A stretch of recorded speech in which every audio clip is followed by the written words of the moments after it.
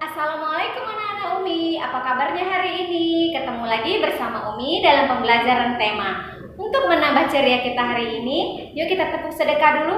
Tepuk sedekah.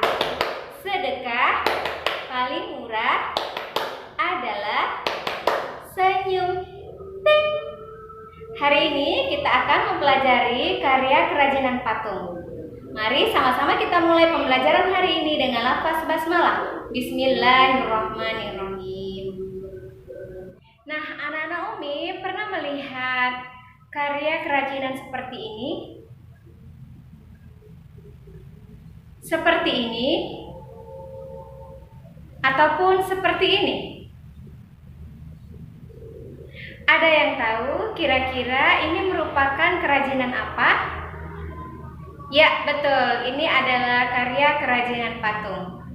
Untuk lebih memahami mengenai patung, yuk kita simak penjelasan berikut ini. Tahukah kalian, seni patung merupakan bentuk seni 3 dimensi buatan manusia yang menampilkan nilai estetika atau keindahan. Patung digolongkan sebagai seni 3 dimensi karena memiliki ukuran panjang, lebar, dan tinggi atau volume, serta dapat dinikmati dari segala arah.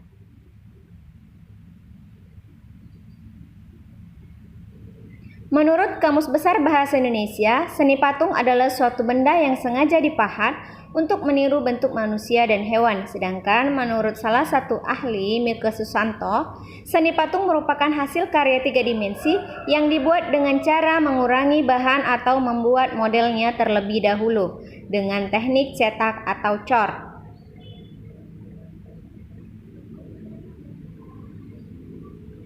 Adapun berbagai macam bentuk dan ukuran patung bisa ditemui di Indonesia. Jenis dan bahan dasar pembuatan patung juga beragam. Ada yang terbuat dari bahan yang lunak seperti kayu, tanah liat, dan semen, hingga bahan dengan struktur yang keras seperti batu dan logam.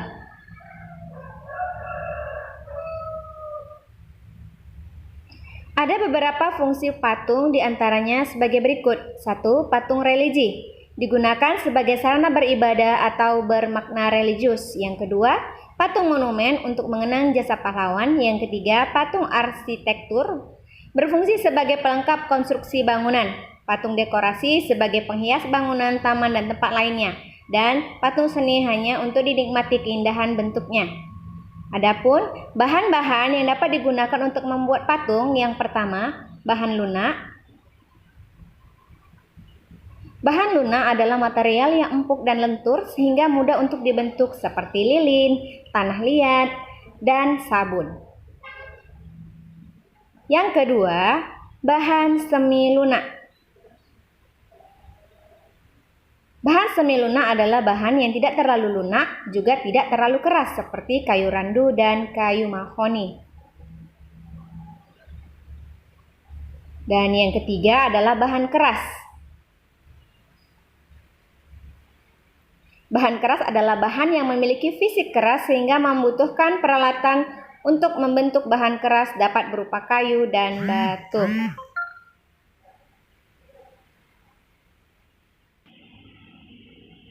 Berikut ini cara ataupun teknik-teknik dalam membuat patung. Yang pertama, teknik pahat. Teknik pahat digunakan untuk membuat patung dengan bahan keras seperti kayu dan batu dengan cara mengurangi permukaan bahan sedikit demi sedikit menggunakan alat pahat. Yang kedua, teknik butsir.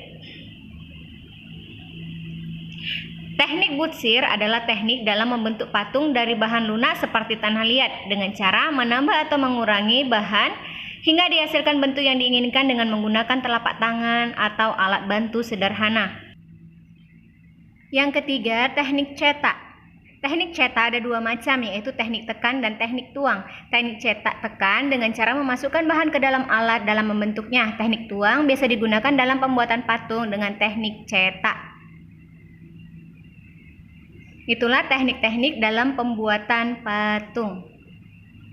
Patung Nusantara terbuat dari tanah liat, sangat diminati oleh banyak wisatawan lokal dan mancanegara.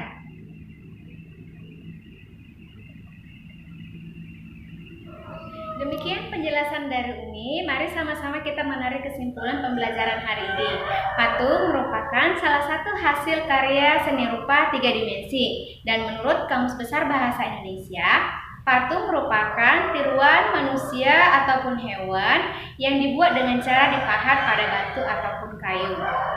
Selain dipahat, patung bisa dibuat dengan cara membentuk atau mencetak bahan. Bahan yang bisa digunakan untuk membuat patung bisa itu ada bahan lunak seperti tanah liat, bahan sedang seperti kayu, dan bahan keras seperti batu. Benda kerajinan patung digunakan sebagai benda pajangan ataupun hiasan untuk memperindah ruangan. Demikian pembelajaran hari ini, mudah-mudahan bermanfaat untuk kita semua. Jangan lupa anak-anak Umi tetap laksanakan sholat 5 waktu. Sekian dari Umi. Assalamualaikum warahmatullahi wabarakatuh.